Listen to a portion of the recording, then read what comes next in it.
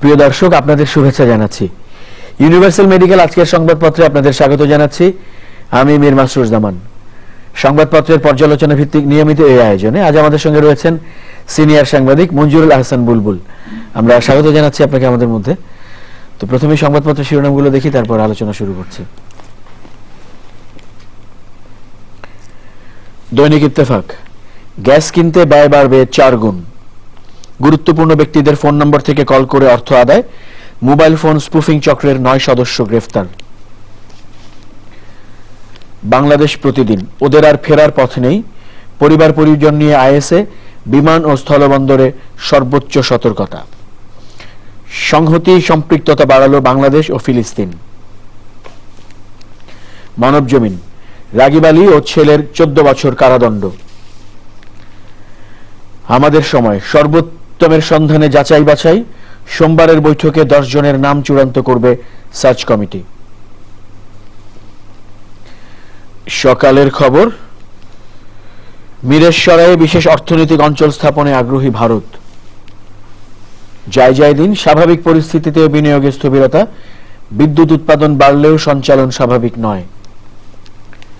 দৈনিক ইনকিলাব, কঠোর হচ্ছে সরকার, গুলিস্তান মতিঝিলের ফুটপাত থাকবে হকার মুক্ত। ভোরের কাগজ, সর্বোচ্চ বিশ্লেষণে সার্চ কমিটি, পরবর্তী বৈঠকেই চূড়ান্ত হবে নাম। আমাদের অর্থনীতি, শরণার্থী নিয়ে ট্রাম্প টার্নবুল উত্তপ্ত ফোন আলাপ। দৈনিক দিনকাল, বিচারকের প্রতি অনাস্থা, জিয়া অরফানেজ ট্রাস্ট ও জিয়া চ্যারিটেবল ট্রাস্ট মামলায় ন্যায় বিচার না পাওয়ার আশঙ্কায় খালেদা জিয়া এ অনাস্থা জানান। দৈনিক করতোয়া, ফিলিস্তিনের প্রতি সমর্থন অটুট। The independent, Palestine state, Bangladesh wants two-state solution. Our time, First Lady, I'll do it my way. Dhaka Tribune, asbestos, the slow poison killing ship-breaking workers. আমরা সংবাদপত্রের শিরোনামগুলো দেখলাম। প্রধান শিরোনাম হিসেবে সার্চ কমিটির বিষয়টি রয়েছে, সেটি আমরা আজও দেখতে পাচ্ছি গত কয়েকদিনের ধারাবাহিকতায়। তো এর বাইরে আমরা জানি যে এসএসসি এবং সমমানের পরীক্ষা শুরু হলো। মানে সবচেয়ে আগ্রহের, সবচেয়ে উত্তেজনার এবং সবচেয়ে গুরুত্বপূর্ণ হিসেবে ধরা পাবলিক পরীক্ষা, এবং প্রায় প্রত্যেক পরিবারেরই কাছাকাছি কোনো না কোনো সন্তান আছে, অংশগ্রহণকারী আছে এই পরীক্ষাগুলোতে। একসময় এটাই একমাত্র বড় পাবলিক পরীক্ষা ছিল। উত্তেজনা, আবেগ বলেন, ভয় বলেন, আবার সাফল্যের আত্মবিশ্বাস বলেন, সব এটাকে ঘিরে ছিল। কিন্তু এখন আরো 2টি পরীক্ষা থাকার কারণে জেএসসি এবং বিএসসি এবং জেএসসি, এবং সেই দুটোতে অংশগ্রহণকারী আরো বেশি, এবং সেটি মানে যেসব পরিবারে ওই লেভেলের ছেলেমেয়েরা আছে এবং স্কুল পর্যায়ে যেহেতু পরীক্ষাগুলি হয়, সেই পরীক্ষার আগে আমরা এসএসসি পরীক্ষায় বা তার আগে যারা ম্যাট্রিক পরীক্ষা দিতেন তাদের যে আবেগ উত্তেজনা থাকতো, এটার এখন প্রথম ধাক্কাটা ওইখানে যায়। আপনি গণমাধ্যমেও দেখবেন যে জেএসসি পরীক্ষার ফল যেদিন প্রকাশ হয়, পিএসসি পরীক্ষার ফল যেদিন প্রকাশ হয়, এসএসসি পরীক্ষা বা এইচএসসি পরীক্ষার ফল যেদিন প্রকাশ হয়, ট্রিটমেন্ট মোটামুটি একই রকম। ওই স্কুল, ওই ভি চিহ্ন, ওই ছেলেমেয়েরা হাসি খুশি করছে। কিন্তু তারপরেও এসএসসি হচ্ছে একটা সেই অর্থে টার্নিং যে পয়েন্ট, মানে একটি ছেলে বা একটি মেয়ে 10 বছর ধরে যে স্কুলটিতে পড়লো সেখান থেকে সে একটা নতুন জায়গায় যাচ্ছে, সেই রকম একটা মানে মানে জীবনের নতুন বাঁক পরিবর্তনের পরীক্ষা এটি। কারণ এই পরীক্ষার মধ্য দিয়ে সে একজন ছাত্র শিক্ষার্থী তুলনামূলকভাবে একটু স্বাধীন হয়। মানে স্কুলের যে টাইট ব্যারেজাল, তার থেকে কলেজের একটু খোলামেলা জায়গায় যায়, তারপরে তো বিশ্ববিদ্যালয়ে গেলে তো অনেকটাই স্বাধীন। তো কাজে সেই দিক থেকে এখন এই পরীক্ষার গুরুত্ব আছে। আমি যে 2টি বিষয় বলতে চাই, একটি হচ্ছে যে এসএসসি পরীক্ষায় আমরা গত 5-7 বছর আগে আমরা যেটা দেখেছি, 10 বছর আগে যেটা দেখছি, নকল প্রশ্নপত্র ফাঁস, কিন্তু ধারাবাহিকভাবে কিন্তু এই জায়গাটাতে আমরা একটা কারেক্টিভ জায়গায় চলে এসেছে, একটা কারেকশনের জায়গায় চলে এসেছে। এখন কিন্তু এসএসসি পরীক্ষার নকলের পরিমাণ খুব মিনিমাম পার্সেন্টেজ। আমরা আগে দেখতাম যে এসএসসি পরীক্ষার দিন কেন্দ্রের ভিতরে শিক্ষামন্ত্রী ঢুকে যাচ্ছেন, ডিসি সাহেব ঢুকে যাচ্ছেন, সঙ্গে ক্যামেরা, সাংবাদিক, এটাও করা হয়েছে। এখন বলা হয়েছে যে কেন্দ্র সচিব ছাড়া আর কেউ ওইভাবে দলে বলে ঢুকতে পারবেন না। আমরা বারবার এই গণমাধ্যমেই বলেছি যে একটি কিশোর ছেলে বা মেয়ে যখন পরীক্ষা দেয় তার সঙ্গে যখন 10টি-20টি ক্যামেরা থাকে, শিক্ষামন্ত্রী যখন দাঁড়িয়ে থাকেন কোনো কথা বলেন না, কিন্তু এনভায়রনমেন্টই তার কনসেন্ট্রেশন চেঞ্জ করে ফেলে। এটি হলো একটা দিক। আরেকটা দিক হলো যে প্রশ্নপত্র ফাঁস, সেটাও কিন্তু একদম জিরো লেভেলে চলে এসছে। মাঝে আমরা দেখতাম যে নানা খবর হতো, কিন্তু সেটাও জিরো লেভেলে। কাজেই আমাদের শিক্ষাকে পরিচ্ছন্ন করার জায়গায় আমরা অগ্রগতি হয়েছে, কিন্তু যেটা দুঃখজনক হচ্ছে যে এসএসসি পাস যে হারে আমরা জিপিএ 5 দেখি, এইচএসসি জিপিএ 5 দেখি, এরা যখন বিশ্ববিদ্যালয়ে ভর্তি হতে যায় বা উচ্চতর শিক্ষা প্রতিষ্ঠানে ভর্তি হতে যায়, তখন দেখা যায় যে অনেক ছেলে মেয়ে জিপিএ 5 কিন্তু কোয়ালিফাই করতে পারে না। তার মানেটা কি? তার মানে হচ্ছে পরবর্তী সিঁড়িতে যে শিক্ষাটার মধ্যে তাদের হাত ধরে এগোবার কথা, সেই জায়গাটাতে বোধহয় আমরা শিক্ষার গুণগত মানের জায়গাটা ভালোভাবে তৈরি করতে পারছি না। তারপরেও আমি মনে করি যে এটা একটা ছেলে বা মেয়ে, তার পরিবারের সদস্য, যে পাড়া থেকে যে এলাকায় থেকে সে পরীক্ষা দেয়, সবার জন্য একটা উৎসব মুখর, অন্তত বাংলা, ইংরেজি, অঙ্ক, কমন সার্ভিসগুলি, কম সাবজেক্টগুলি যতদিন হবে ততদিন একরকম, তারপরে সায়েন্স, আর্টস, কমার্স ভাগ হয়ে যাবে। আমরা নিশ্চয়ই প্রত্যাশা করব যে সব ছেলে মেয়ে ভালো করবে, পরীক্ষাগুলি ভালো হবে, প্রশ্নপত্র ফাঁস এবং নকলের কোনো খবর আমরা পাবো না পরীক্ষার শেষ দিন পর্যন্ত। আর এইবার বোধহয় তেমন কোনো রাজনৈতিক কর্মসূচি নেই, কাজেই নির্বিঘ্নেই নির্ধারিত সময়সূচি অনুযায়ী পরীক্ষা শেষ হবে, এটা প্রত্যাশা করতে পারি। আপনি শেষ দিকে যে বিষয়টি বলছিলেন যে ফলের পরে ভালো ফল দেখি আমরা, তারপরেও আবার একটি বিপর্যয় দেখি উচ্চ শিক্ষায় যাওয়ার সময়, অর্থাৎ শিক্ষা পদ্ধতি এবং শিক্ষার মানের বিষয়টির ইঙ্গিত এখানে পাওয়া যায় এবং এটি নিয়ে আলোচনা হচ্ছে অনেকদিন থেকে। এবার আমরা দেখতে পাচ্ছি যে শিক্ষা পদ্ধতি, প্রশ্ন পদ্ধতি, পরীক্ষা পদ্ধতিতে পরিবর্তন আনা হয়েছে, কিছুটা সৃজনশীল পদ্ধতির ব্যবহার বাড়ানো হয়েছে। শিক্ষামন্ত্রীর কাছ থেকে আমরা শুনেছি যে মূল্যায়নের ক্ষেত্রেও ভিন্নতা আনা হবে।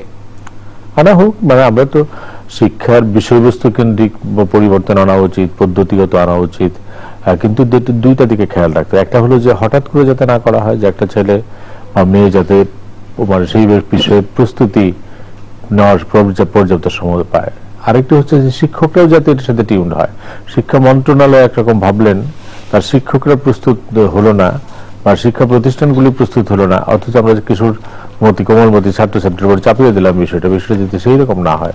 কাজেই নতুন পদ্ধতি নিয়ে আমার কোনো আপত্তি নাই, নিশ্চয়ই যোগের ও প্রয়োজনে সেটা পরিবর্তিত হবে, কিন্তু তার সঙ্গে শিক্ষকদের টিউনিংটা এবং সময়টা, এটা যাতে একটা ভারসাম্যমূলক থাকে। হঠাৎ করে আমি হয়তো বছরের মাঝামাঝি বলে দিলাম যে উচ্চ মাধ্যমিক পরীক্ষাতে সময় খুব কম থাকে, মাত্র 2 বছর, 2 বছরের মধ্যে তার তো নতুন কলেজ, এটা অ্যাডজাস্ট করতে 6-7 মাস চলে যায়। কাজে এটা যাতে পর্যাপ্ত সময় দেওয়া হয়, অভিভাবক এবং শিক্ষকরা যাতে প্রস্তুতি নেয়, এবং তারপর আমাদের যোগের প্রয়োজনে যে সকল পদ্ধতি নিতে হবে সেই পদ্ধতি নিতে হবে। আমরা প্রধান শিরোনাম হিসেবে অবন্যভাবেই সার্চ কমিটির বিষয়টি রয়েছে, রাষ্ট্রপতির গঠন করা সার্চ কমিটি, যারা আগামী নির্বাচন কমিশনটি গঠনের জন্য কাজ করছেন। আমরা দেখতে পাচ্ছি যে সোমবার নাম চূড়ান্ত করতে তারা বসবেন। 20টি নামের সংক্ষিপ্ত তালিকা করেছেন রাজনৈতিক দলগুলোর দেওয়া নামের ভিত্তিতে। এই বিষয়টি আমাদের সামনে রয়েছে। এটি তো রাজনৈতিক অঙ্গনের সবচেয়ে আলোচ্য বিষয়। মানে আমরা আমাদের গণতান্ত্রিক ধারাবাহিকতা অব্যাহত রাখার স্বার্থে একটা ভালো নির্বাচন চাই, এবং সেই নির্বাচনটা যাতে প্রশ্নবিদ্ধ না হয় এই ব্যাপারে মাননীয় প্রধানমন্ত্রী বারবার বলেছেন। কাজেই একটা নির্বাচন যাতে প্রশ্নবিদ্ধ না হয়, তার প্রথম শর্তটি হচ্ছে নির্বাচন কমিশন, যে একটা নির্বাচন কমিশন নিয়ে যাতে কেউ প্রশ্ন তুলতে না পারে। সেই দিক থেকে আমার ধারণা যে এইখানেও মাননীয় প্রধানমন্ত্রীর কৃতিত্বকেই দিব আমি, কারণ উনি যখন বললেন যে আমরা রাষ্ট্রপতির উপর দায়িত্ব দিতে চাই, রাষ্ট্রপতি যে সিদ্ধান্ত নেবেন সেটাই চূড়ান্ত হবে, এবং রাষ্ট্রপতি কিন্তু অত্যন্ত সফলভাবে তার দায়িত্বটি পালন করছেন। তিনি যাদেরকে বিশ্বস্ততার প্রতীক হিসেবে নিয়ে সার্চ কমিটি গঠন করেছেন, কেউ কেউ তাদেরকে প্রশ্নবিদ্ধ করতে চাইলেও এটা জাতি গ্রহণ করা নয়, জাতির একটা আস্থা তাদের উপর আছে। এবং চমৎকার ব্যাপার হচ্ছে যে সেই যাদের উপর রাষ্ট্রপতি আস্থা রাখলেন, তারা আবার যখন রাজনৈতিক দলগুলির কাছ থেকে নাম চাইলেন, দেখা গেল যে অনেক লোকের নাম আসলো তাদের উপর আমাদের রাজনীতিকরা আস্থা রাখতে পারেন। তারা 16 জনের মতো বিশিষ্ট নাগরিকের সঙ্গে কথা বললেন। এটা নিয়ে আপনি বলতে পারেন যে আরো কেন বেশি না, 16 কেন, 20 না কেন, 25 না কেন, অথবা 10 না কেন। সেগুলি প্রশ্ন তুলতে চাইলে সব বিষয়ে প্রশ্ন তোলা যায়, কিন্তু ইতিবাচক দিক হচ্ছে যে 16 জনকে তারা ডেকেছেন তাদেরকে মানুষ বিশ্বাস করে, মানুষ আস্থা রাখে। আমি খুব ইতিবাচক একটি জায়গা দেখি যে আমাদের যে কোনো সংকটকালে আস্থা রাখা যায় এমন মানুষ নেই বলেই আমরা সবসময় বলতাম, কিন্তু এখানে যদি আপনি দেখেন এই 16 জনকে ডাকা হলো নির্বাচন কমিশনে, সার্চ কমিটিতে থাকলেন কয়েকজন তারা, এবং তারা যে পাঁচজন করে রাজনৈতিক দলের কাছ থেকে নাম নিলেন, 125টার মতো নাম পাওয়া গেল, মানে 125 জন নাম পাওয়া গেল যাদের উপর বিভিন্ন দল আস্থা রাখে। এইটিও একটা ডেটাবেজ হতে পারে আমাদের জন্য, আমাদের যে ভবিষ্যতের যে কোনো সংকটকালীন সময়ে যদি পরামর্শ নিতে হয় তাদের উপর আমরা আস্থা রাখতে পারি। এটার ধারাবাহিকতা নতুন নাম আসতে পারে। কাজে আমি মনে করি এখন পর্যন্ত সার্চ কমিটি যে পদ্ধতিতে এগুচ্ছে, নির্বাচন কমিশন বিএনপি প্রশ্ন তুললেও তারা প্রত্যাখ্যান করে নাই, বরং তারা নাম দেওয়ার মধ্য দিয়ে অংশগ্রহণই করেছে প্রক্রিয়ার মধ্যে, বিএনপির মতো বড় দল। কাজে সেই দিক থেকে আমি এটাকে ইতিবাচক মনে করি, এবং আমি প্রত্যাশা করি যে মাননীয় প্রধানমন্ত্রী যে বক্তব্যটি দিয়েছেন যে এমন নির্বাচন করতে হবে যেটা প্রশ্নবিদ্ধ হবে না, তার প্রথম ধাপটা যদি আমরা নির্বাচন কমিশনটাকেই যদি প্রশ্নের ঊর্ধ্বে রাখতে পারি, তাহলে একটা বড় ধাপ অতিক্রম করলাম আমরা। পরবর্তী পর্যায়ে নির্বাচন প্রক্রিয়ার সময় সকল রাজনৈতিক দল যদি, নির্বাচন কমিশনও যদি এই সার্চ কমিটির মতো সকল রাজনৈতিক দলের সঙ্গে আলোচনায় বসেন, প্রশাসনের সঙ্গে আলোচনায় বসেন, নির্বাচনকারী সরকারের চেহারা যদি আমরা প্রত্যক্ষ করি, তাহলে আমার ধারণা একটা ভালো নির্বাচনের দিকে আমরা এগিয়ে যাব, যেটি আমাদের গণতন্ত্রের জন্য খুব শুভ খবর হবে বলে আমি মনে করি। আরেকটি বড় শিরোনাম, ফিলিস্তিনের প্রেসিডেন্ট মাহমুদ আব্বাস ঢাকা সফর করছেন, মাননীয় প্রধানমন্ত্রীর সঙ্গেও তার বৈঠক হয়েছে। সেখানে বাংলাদেশের পক্ষ থেকে ফিলিস্তিনের প্রতি সমর্থনের কথা আবারও যেমন জানানো হয়েছে, বলা হচ্ছে যে ইসরায়েল যদি ফিলিস্তিন রাষ্ট্র প্রতিষ্ঠায় সহযোগিতা করে, স্বীকৃতিটি দেয়, তাহলে ইসরায়েলের স্বীকৃতি নিয়েও বাংলাদেশ পরে ভাবতে পারে। এটি দেখেন, আমি মনে করি আমাদের প্রধানমন্ত্রীর এই স্টেটমেন্টটা আসলে স্টেটসম্যানশিপের মতো একটা বক্তব্য, যে তিনি খুব কুপমণ্ডুক অবস্থায় থাকেন নাই। তিনি বলেছেন বিশ্ব কূটনীতিতে আমাদের অবস্থানটা প্যালেস্টাইনের পক্ষে, এটা খুব স্পষ্ট। বঙ্গবন্ধুর অবস্থান ছিল সেই মানে সদ্য স্বাধীন দেশে, যখন আমাদের তেমন কিছুই ছিল না, তখন বঙ্গবন্ধু প্যালেস্টাইনের যোদ্ধাদের জন্য সহায়তা পাঠিয়েছিলেন। বাংলাদেশের অনেক তরুণ প্যালেস্টাইনি যোদ্ধাদের সঙ্গে যুদ্ধ করেছেন। আর মুক্তি সংগ্রামের সঙ্গে বাংলাদেশের আকাঙ্ক্ষার একটা সাযুজ্য আছে, যে একটি জাতি, মানে রাষ্ট্রহীন একটি জাতি গত প্রায় 8 দশক 9 দশক ধরে যুদ্ধই করছেন শুধুমাত্র একটা ঠিকানা পাওয়ার জন্য। কাজেই বাংলাদেশও তার মুক্তি সংগ্রামের মধ্য দিয়ে যে বাংলাদেশটি অর্জন করেছে, কাজে বাংলাদেশ রাষ্ট্রবিহীন থাকাটা কি সেটা বোঝা যায়। মাননীয় প্রধানমন্ত্রী বারবারই বলেন যে শরণার্থী থাকার কি যন্ত্রণা, সেটা শুধুমাত্র বিবৃতিতে আমি নিজের জীবন দিয়ে বুঝেছি। লড়াই, একটা দীর্ঘ লড়াই একটা জাতিকে কিভাবে সংগ্রামী করে তোলে, পাশাপাশি কিভাবে ক্ষতিগ্রস্ত করে, কত কান্না, কত রক্ত, সেখানে কত শিশুর মৃত্যু, সব প্যালেস্টাইনি বন্ধুরা যেটি করছেন সেটা আমরা প্রত্যক্ষ করেছি আমাদের মুক্তি সংগ্রামের আগে থেকেও। আমাদের মুক্তি সংগ্রামে আমরা গিয়ে দেখেছি এই যুদ্ধটা আমাদের যুদ্ধ। কাজে প্যালেস্টাইনের পুরো মূল্যবোধের সঙ্গে আমাদের মূল্যবোধের একটা মিল আছে। কাজেই প্যালেস্টাইনি বন্ধুরা একটা স্বাধীন রাষ্ট্র পাক, সেটা আমরা চাই, এবং সেই রাষ্ট্র পাওয়ার ক্ষেত্রে আমাদের সমর্থন স্পষ্টভাবে আবার আমাদের মহামান্য রাষ্ট্রপতি মাননীয় প্রধানমন্ত্রী এটা জাতির পক্ষ থেকে যেটা বলেছেন, আমার মনে হয় এই জায়গাতে আমাদের কোনো রাজনৈতিক দলের কোনো ভিন্নমত আছে। আমার মনে হয় গোটা বাংলাদেশের সকল মানুষ, রাজনৈতিক দল মত নির্বিশেষে সবাই আমাদের মহামান্য রাষ্ট্রপতি এবং প্রধানমন্ত্রী মাহমুদ আব্বাসকে যে আশ্বাস দিয়েছেন তার সাথে আমরা একমত, যে তোমরা একটা স্বাধীন রাষ্ট্র পাওয়ার জন্য যে কোনো কূটনৈতিক ইকুয়েশনের মধ্যে তোমরা যদি যাও, সেই জায়গায় আমরা আমাদের রোলটা প্লে করব। কাজেই ইসরায়েল যদি মনে করে যে প্যালেস্টাইন রাষ্ট্রকে স্বীকৃতি দেওয়ার মধ্য দিয়ে তার উপর যে নিষেধাজ্ঞা পৃথিবীর বিভিন্ন দেশের আছে সেখান থেকে বের হয়ে আসবে, সেটাও কিন্তু এক ধরনের আমাদের কূটনৈতিক চাল। বাংলাদেশ এই কথাটি তাদেরকে বললো যে তোমাদের সঙ্গে আমরাও কূটনৈতিক সম্পর্ক স্থাপন করতে পারি, শর্ত হচ্ছে তোমরা প্যালেস্টাইন রাষ্ট্রকে স্বীকৃতি দাও। কাজে একটা বড় ডিপ্লোমেসির জায়গায় কিন্তু আমরা এখানে গেলাম।